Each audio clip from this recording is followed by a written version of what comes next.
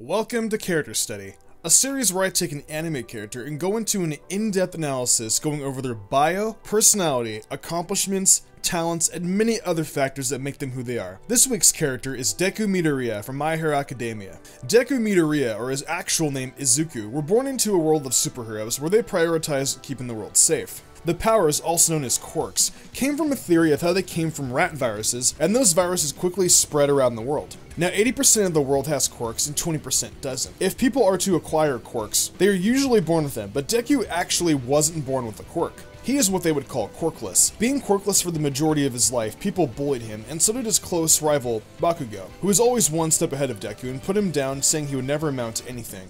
As a child, Deku admired a lot of heroes and he wanted to be just like them someday, with his own quirk, but unfortunately he never officially got his own. However, he did show a lot of heroic qualities, gaining the respect of his childhood hero and idol, All Might. After a fortunate encounter with All Might, Deku told All Might how he had always wanted to be a hero and make a difference to this world. All Might was impressed by his ideals and qualities, that he passed on his own quirk to him, also known as One For All. Now I can get into a fully detailed story of how One For All came to be, and where it came from originally, but this is Deku's spotlight, not One For All, so I'm gonna make it brief. All Might explains that One For All is the union of two quirks, a quirk that stockpiles power and a quirk that can be transferred to others. This mutation was caused by the quirk All For One. With that being said, there was this guy who had the power to steal quirks and pass them down. He had a brother who didn't have a quirk. His brother got One For All. One For All can be transferred to others, thus making it inheritable, making Deku the 9th inheritor to receive One For All. One For All is like a torch. It can be passed down to multiple generations of people, and it gives the wielder the ability to have superhuman strength, movements, and speed.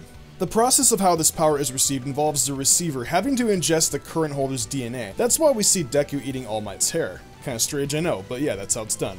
In order to receive One For All though, the receiver's body has to be physically durable enough to be able to take in the powers. Deku has to train for an extended period of time in order for All Might to give him his power. After that training, All Might gives Deku the One For All quirk, and he then has to get used to that quirk in time before the entrance exam to UA High School, better known as the School for Superheroes. This school teaches children who have quirks how to better themselves, and it trains them so they can qualify to be superheroes or sidekicks. This is the first step of Deku's dream of being a hero, and he gets into the school after passing the entrance exam, and completely bodies a big robot that was initially worth 0 points. At this point, Deku is not used to One For All, and he injures his body every time he would use his quirk. This is seen throughout the remainder of the series until Season 2, where he gets better control after his training with Gran Torino, All Might's teacher. Deku doesn't necessarily have a lot of talents, but he's getting used to his quirk and has the ability to put a smile onto his peers' faces. He also has the ability to make a lot of friends and even cheers them on during special competitions, such as the UA High School sports event, where the students had the opportunity to get internships with heroes to get on-the-job experience. Deku also manages to do decently well in the competition while still not having the best control of One For All. Throughout the series, and up to this point especially, Deku is shown using more of his intellect more than his quirk.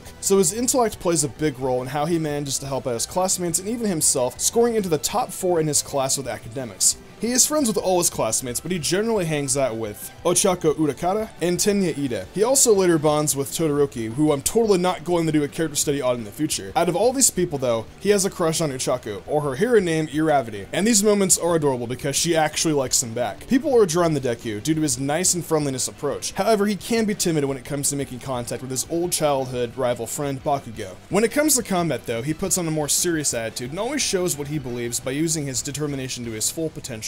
During his first semester, him and his class go on a field trip to the unforeseen simulation joint with their teacher, Shota Aizawa, also known as Eraserhead. I'm sorry if I butchered his name, but I'm bad at pronouncing these. While on their field trip, they are attacked by the Legion of Villains, and this forces the students to work together to take them down, which then strengthens their bonds a lot, and it also shows Deku and the rest of the class the real dangers of being a hero. During this event, Deku shows his wits, being very intelligent and very keen, coming up with strategies to help everyone take on the villains. Everyone is inspired by this, and by watching all the heroes such as 13, All Might and Eraserhead severely injured themselves to protect the students. This gives Deku more of a drive, and he even uses One For All to save one of his friends. So this event scars Deku, but at the same time makes him into a stronger person, making him a lot more determined to protect his friends and work together with others to accomplish tasks. After his first semester of UA High School, he begins his internship with Gran Torino, All Might's teacher, and learns to control his quirk better. While interning, a disaster erupts where Deku, Todoroki, and Ida run into the alleged hero killer Stain, who is on a rampage, injuring and killing heroes whose ideals aren't like his. He believes that most heroes are only in it for the money and aren't true heroes. The only true hero he believes is left is All Might. They have a confrontation with him and all have to team up to take him down. After fighting him, they learn about his motives and begin to question what kind of heroes they want to be. This motivates Deku to want to become his own hero, but still staying similar to All Might's beliefs. Towards the end of Season 2, All Might tells Deku that he is one day going to be the savior of the world because his powers are weakening, and he is going to need someone to take over. After hearing All Might's speech, he wants to take All for One into his own hands and master it, so he can one day be the savior and put an end to all the villains. As of now, Deku is still developing as a hero, but gains more heroic qualities every day, not just by mastering his quirk, but by having the true ideals of a future hero. I can't wait to see the future of My Hero Academia and the future of Deku with the potential he has. He is going to be the savior someday, and I am excited to see his journey. That pretty much wraps up this character study though. If you did enjoy it, why not leave a like and sub to my channel with notifications on, that way you never miss an upload. If we can get this video to 50 likes, I will upload another character study next week with one of your guys' suggestions. With that being said though, I'm Mystic Sage and I'm gonna wrap it up here.